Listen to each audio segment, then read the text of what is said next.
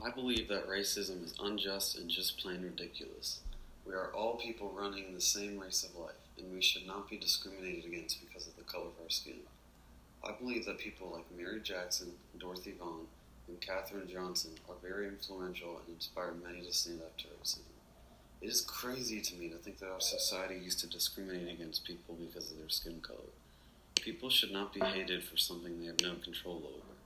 While I am so lucky to be able to grow up in a world where all colors of people are integrated, racism is still a very prominent and sensitive political topic. Some people are super sensitive about racism, and I believe that it has gotten to the point where equality is not equality anymore.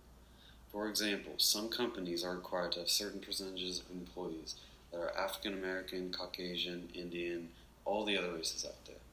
50 years ago, if a black man and a white man both applied for a job, and the black man was more qualified, the white man would have most likely been hired.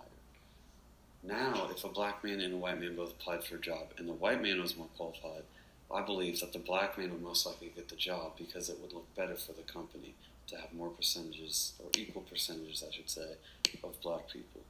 I'm not saying that people are now being racist towards white people, but I do think that African Americans are now getting things in life because if someone denies them these things, all they have to do is say, "Are you being racist?" and they get their way. I did some research and discovered that there is an act called the National Equality Act, and if it was passed, it would prohibit discrimination on the basis of sex, race, employment, living arrangement, etc. This act was first written in 1947, and while it was passed, a more modern one is very much needed. I think that the passage of this act would be the closest we can get to ending or reducing racism, so that all people are politically equal and no one has an advantage over another because of the color of their skin. Racism has definitely gotten less prominent in the last 100 years, and I'm thankful for that, but that does not mean that it's gone.